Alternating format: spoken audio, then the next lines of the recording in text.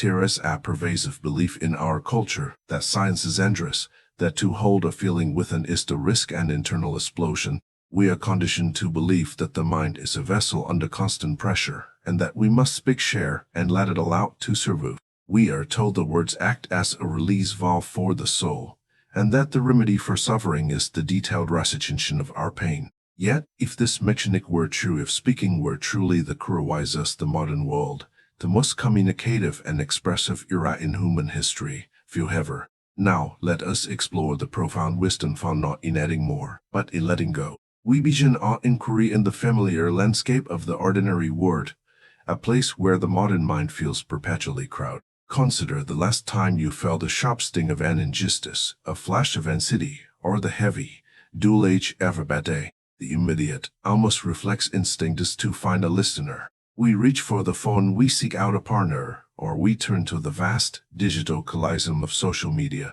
We feel a distinct urgency, a tightness in the chest that whispers a deceptive promise: if you just say it, if you just describe it, it will go away. This is the great myth of catharsis. It is based on a hydraulic model of human psychology, an antiquated idea that emotions are like steam in a boiler. The logic sucks that if you do not open the valve and let the steam hiss out in a cloud of worst, the boiler will burst. And so we vent. We recount the narrative of what happened. We describe the slight, the fear, the annoying interaction with a college, the worry about the future. We saw this with precision, selecting the most emotive words to convey the gravity of our experience. And for a moment, as the final sentence leaves our lips, there is a sensation of deflation. The shooters drop. The breath returns, but we must look closer at the sensation. Is it peace, or is it merely exhaustion? The tragedy of the venting ritual is that often achieves the exact opposite of its intended goal.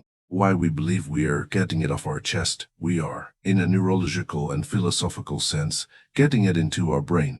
The mind is not a boiler to be emptied, it is a garden to be cultivated, or perhaps more accurately, a landscape of rubets. Every thought, every emotion, and every narrative we construct is like water flowing over the earth. When we experience a fleeting moment of anger or anxiety, it is like a flash flood, intense, but naturally transient. Left alone, the water would disperse, soak into the ground, and vanish. However, when we vent, we are not dispersing the water, we are digging a trench for it. By articulating the pain, by giving a structure, syntax, and a storyline, we are carving a deep channel in the psyche. We are telling the mind, this is important, this is real, this is who I am. The act of speech requires a tremendous amount of cognitive processing. To tell a story of suffering, you must retrieve the memory, hold it in your working memory, color it with emotion, and select a language that describes it. In doing so, you are not releasing the trauma, you are rehearsing it. You are taking a shapeless, passing cloud of feeling and freezing it into a solid chitter of words.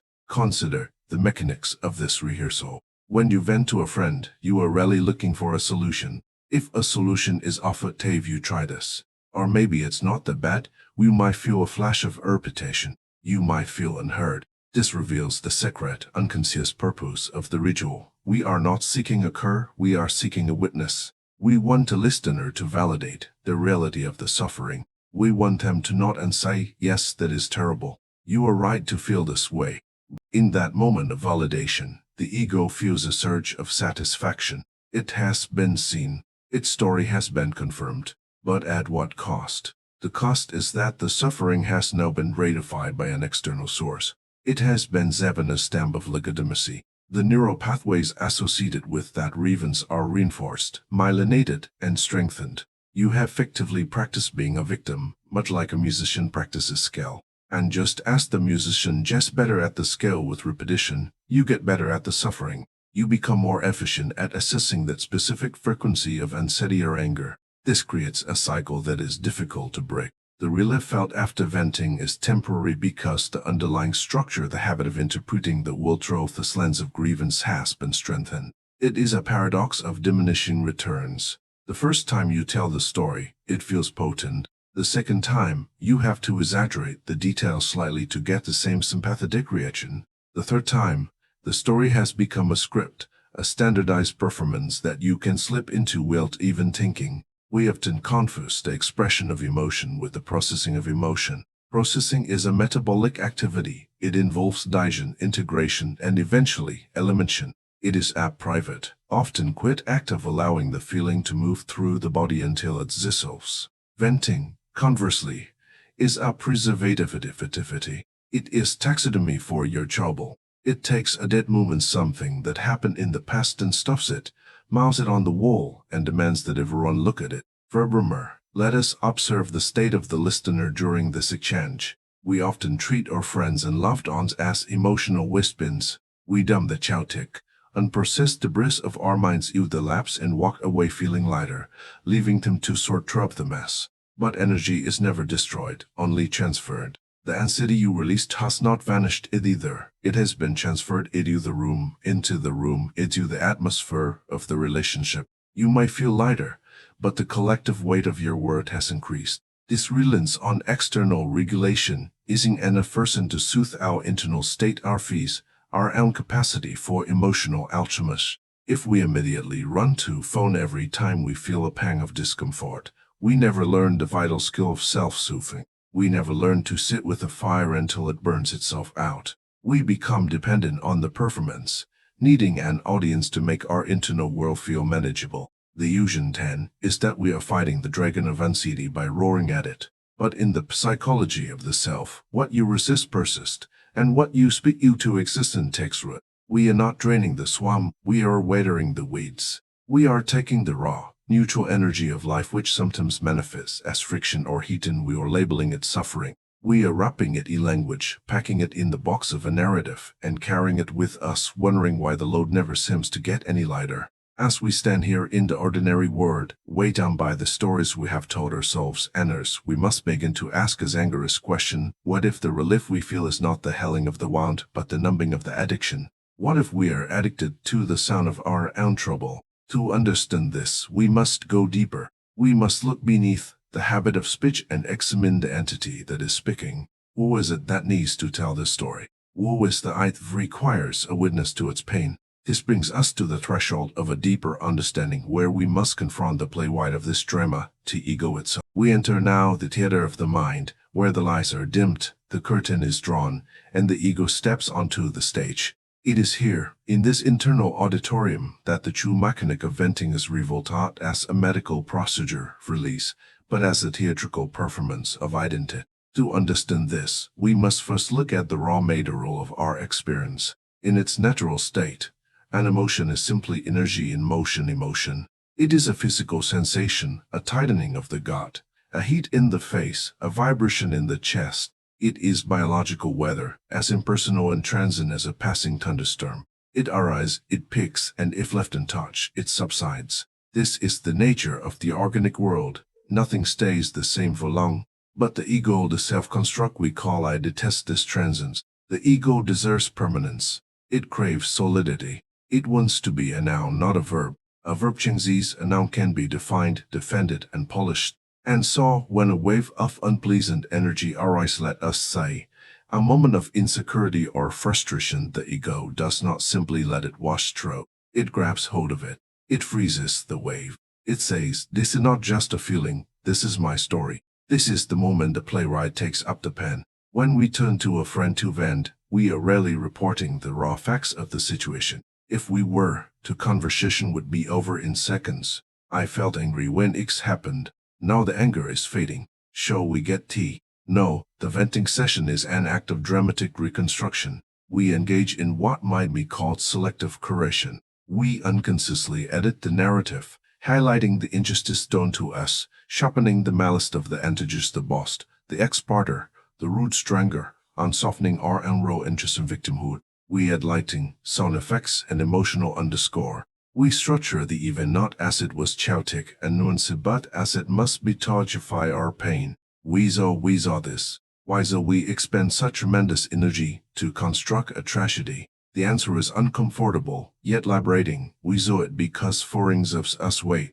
In a universe that often feels vast and indifferent, pin offers a dense gravitational pull. It makes us feel real. To say I am happy feels light, almost different. But to say I am hurt, I am betrayed, or I am anxious feels solid.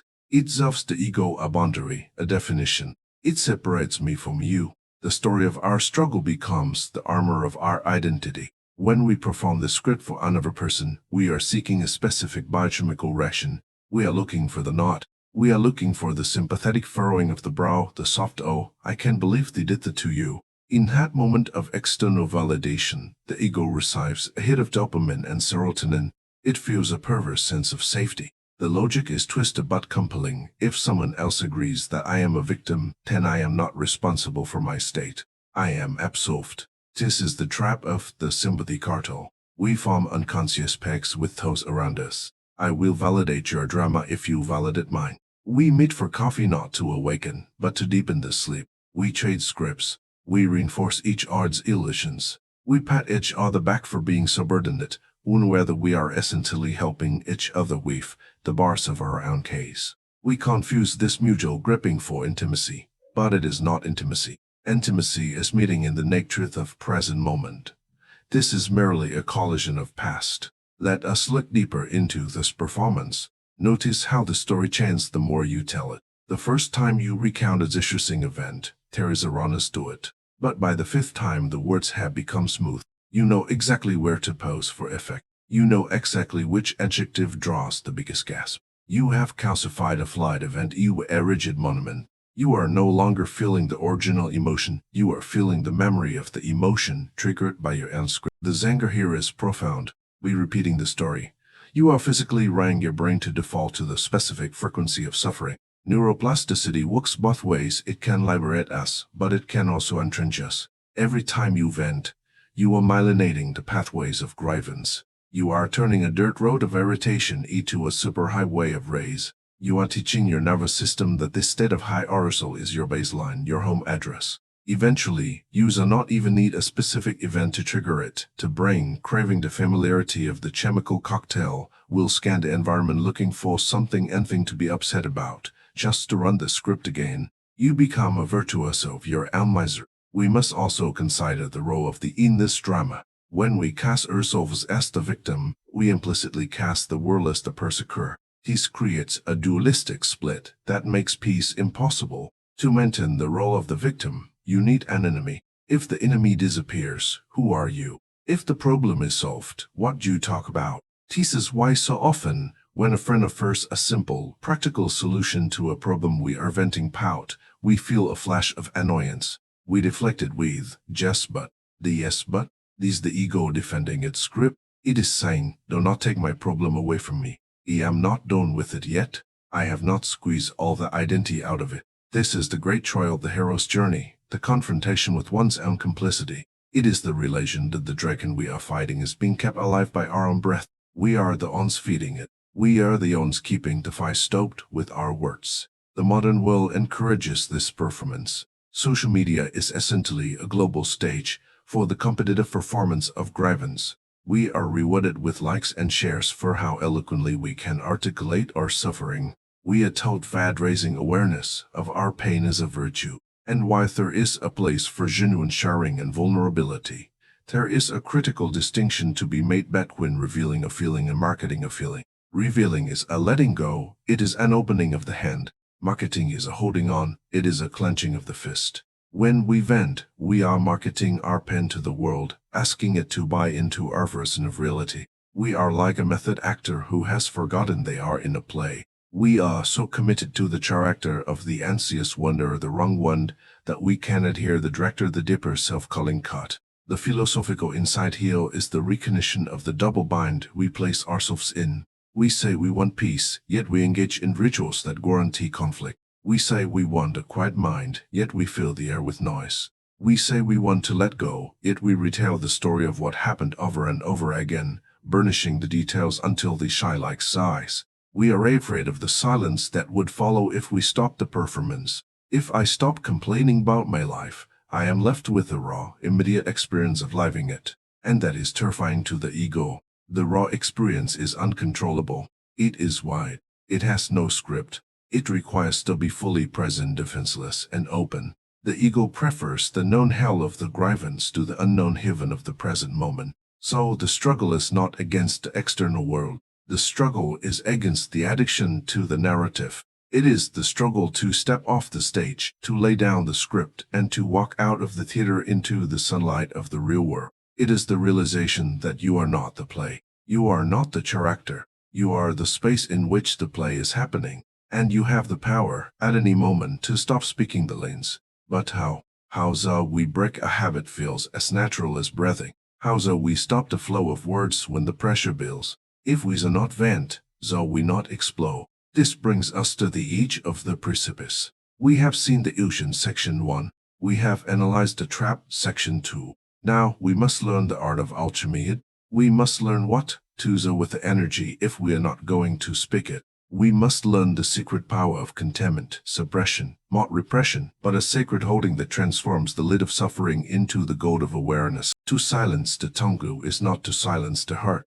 In fact, it is the exact opposite. By closing the external valve of speech, we force the internal eye to open. This brings us to the most delicate and misunderstood effect of our journey, the distinction between suppression and containment. In the West, we are terrified of bottling things up. We equate silence with sickness. And indeed, if you take a toxic emotion, judge it as bad, and shove it into the dark basement of your subconscious to rot, it will poison you. That is suppression. It is an act of fear and denial. It is a refusal to feel. But containment is an act of courage and supreme presence. It is the alchemical practice of building a vessel strong enough to hold the fire of your own experience while spilling it onto us. Imagine for a moment that your psyche is a sealed alchemical retort, a glass vessel used by ancient chemists. When a difficult emotion arises, anger, grief, anxiety, is like a raw substance placed inside this vessel. The heat of the emotion begins to rise. The pressure builds. The immediate frantic impulse of the ego is to crack the glass, to vent, to speak, to let off steam. The ego screams, "I cannot hold this. It is too hot.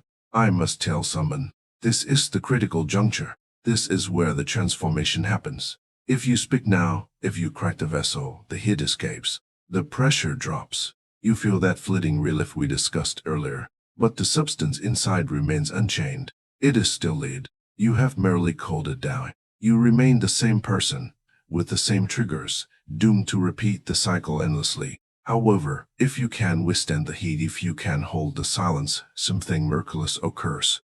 This is the alchemy of silence. By refusing to dissipate the energy through speech, you force the energy to cook the raw material of your psyche. The head, the felt like suffering, begins to function as a purifying fire. It burns away the story. It burns away the victimhood. It burns away the illusion that your peace is dependent on external conditions. What remains when the fire is down is gold. The gold of insight. The gold of resilience. The gold of a quiet, unshakable strength. So how shall we practice this in the heat of the moment?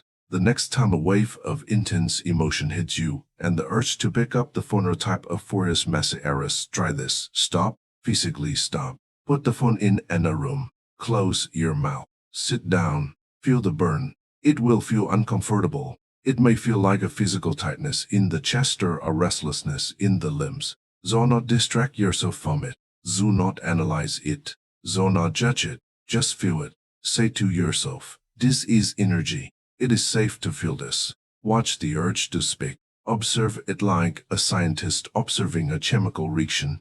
Notice how the mind tries to construct a sentence, a defense, a clever retort. Let the sentence rise, hover, and dissolve without ever giving it voice. You are patching the leak in your soul. Every time you refuse to vent, you are sealing a hole in your bucket. You are reclaiming the power you used to give away. As you hold this energy, you will notice a shift. Deprived of the oxygen of words, the fire of the story begins to flicker. The narrative, "He did this to me, it's not fair," starts to lose its emotional charge. The emotion separates from the story. You are left with a pure sensation, a vibration in the body, and because it is no longer being fooled by your mental script, it begins to move. It changes shape, it softens, and eventually, like a cloud that has rained itself out, it vanishes. This is the victory. You have processed the emotion metabolically, through your nervous system, rather than socially, through your performance. You have digested the experience and extracted its wisdom without needing an audience.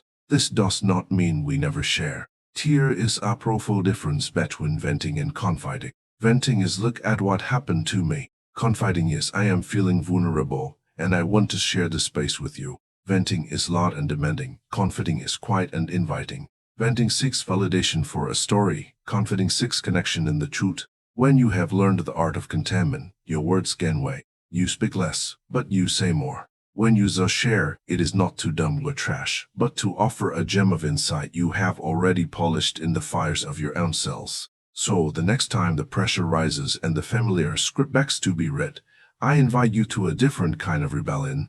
Do not speak, do not text, do not explain. Instead, turn inward and embrace the fire of your own presence.